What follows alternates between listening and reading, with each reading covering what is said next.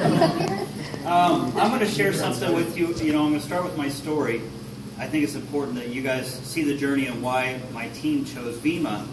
But what's important is you guys need to realize, well, first of all, who's guests here? We have a few guests. Let's give them they're guests. Let's give them a round of applause. Now, I'm young at heart. My son is actually older than you, but he is a diamond in the company. I'm Brian Cook. As he said, I'm a simple guy. There's nothing special about me. If it wasn't for sports, I wouldn't have graduated high school. I was there for the girls. And then after, I grew up in a small town. I normally tell this joke, if you know where it's at, I'll buy you a verb. But Brad's here. He knows where it's at, so that kind of takes that away. I'm from a small town called Deer Lodge, Montana. And I couldn't wait to get out of Montana. I felt like I needed to escape. So I enlisted the United States Marine Corps. I don't know why. Because, well, I do know why. I want to serve my country. And I thought the best way for me to help people was to become a police officer. Through experience, I learned that's not always true. So I went in the Marine Corps, became a military police dog handler.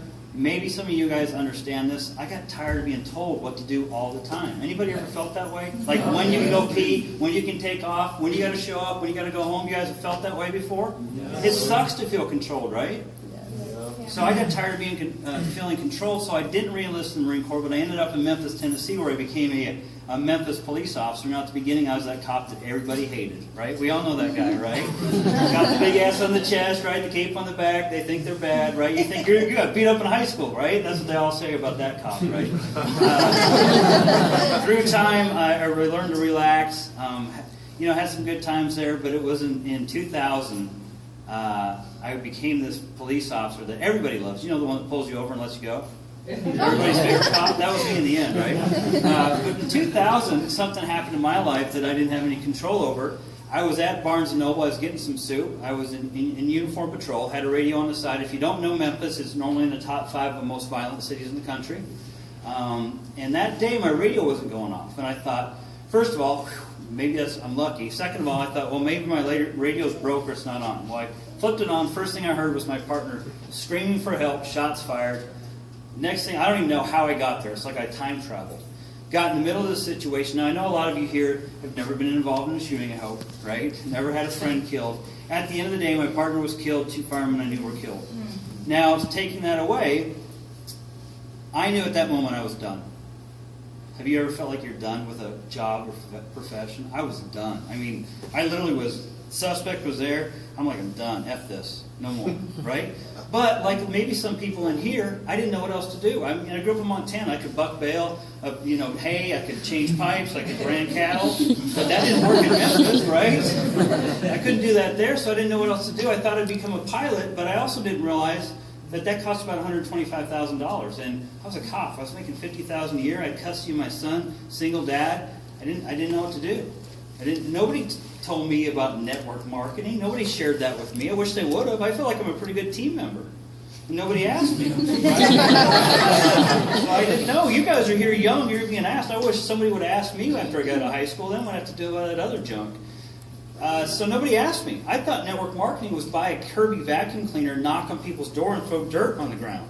There's no way I was doing that. I didn't want to back in my own house, let alone strangers, right? So it wasn't until my then girlfriend, now wife, showed up in Memphis and went to a home party, started a home-based business, started making money, and I thought there's got to be something to this because I thought this was like Amway, Ambush, all that stuff. Well, I realized it wasn't.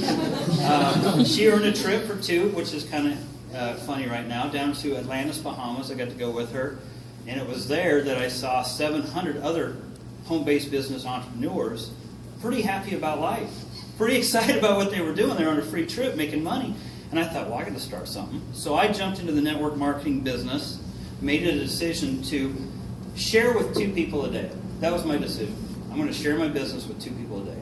16 months later, I replaced my $5,000 a month income, and we picked up my son, my girlfriend, then fiance. We moved to LA, kind of like the Beverly Hillbillies, and we set up shop out there, and we've been doing this full time for 7 years. And what I'm saying is I'm no different than anybody in here. You guys already do network marketing, you're just not paid for it. Does anybody already drink energy drinks non-verb? Anybody? Ever had an energy drink that's not verb? Okay, has anybody ever asked you what you're drinking? You sat up front so I get to pick on you. Brad, start with you. I'm going to finish. Have you ever had a canned energy drink? Somebody's asked you what it is, and you told them? That's network marketing. Did you get paid to do that? No. Did you get product for free? No. Okay. So has anybody else done that? Anybody recommend a good movie? Good meal? Yep. Right? Anybody said, hey, you got to go to SEMA? It's here in Las Vegas. Anybody ever said that? You're already doing it. You guys are already, if you've already done it, everybody's head nodding their head. You've already done network marketing. That's it. You're just sharing an amazing product that help people put a good ingredient in their body. And the great thing, and let me tell you, I come from another company. I had a little over 3,400 people on my team, and I saw what was going on with me.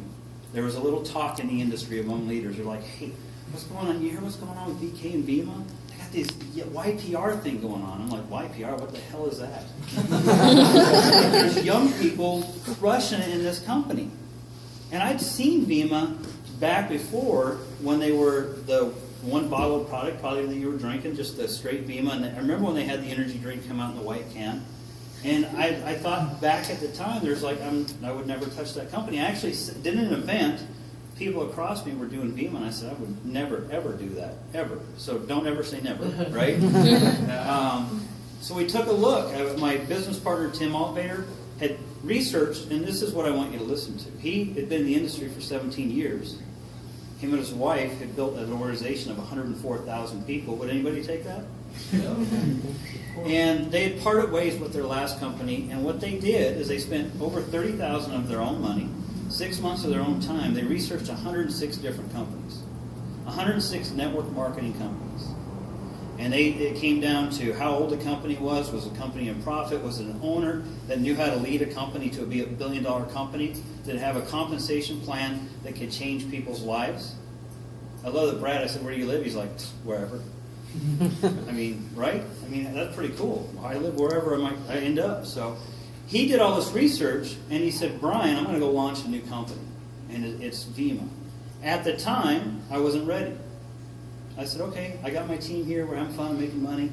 So what I did, and this is what I want you to hear, I bought a case of Verb. Why? Because that held my spot. So if you don't know if you want to do the business tonight, what I'm saying is that you're probably already buying an energy drink. Is that true? Somebody stand up and scream and said, I'm never buying energy drinks. Is that not true? So our guests are drinking energy drinks already. Is that fair to say? So what you have is nothing to lose here. And you got to get with the person that brought you here. You got to buy at least a case because that saves your spot. Because we're only building 2 teams. So that means if I sign up 2 people, one's going to go on the left team, one's going to go on the right team. Who's on that right team? You, right? So who is it going to go under? Right? You, right? So then you drink a product that you're already drinking that's healthy for you, that you can say, this sucks, I can send back. You won't do that. I promise you, you won't. You can send it back. You have nothing to lose to start your own business. Does anybody love paying taxes? No? Nobody? Now you're recognized as a business as the IRS, by the IRS. The average person that starts a home-based business makes an additional, listen to this, $3,000 to $7,000 more on their taxes their full year. So by you buying a case of energy drink that you're already buying, you're going to have a team built under you, and you're going to take money away from the government for once. Right? Yeah. Is that a win-win situation? Yeah. Is there any logical reason why you wouldn't join this company? Nope. Oh yeah, and the product tastes like money. I mean, and it's just funny, the more you drink of it, the better it tastes. So with that, I say, welcome to the team. Welcome to the Vima team. We're glad you're here. Get your case. Get your spot. If you have questions, Brad and I will be hanging out. We're here to help you grow this, make this huge, and just change as many lives as you can. So thank you for your time. Thank you for your years. And welcome to the team.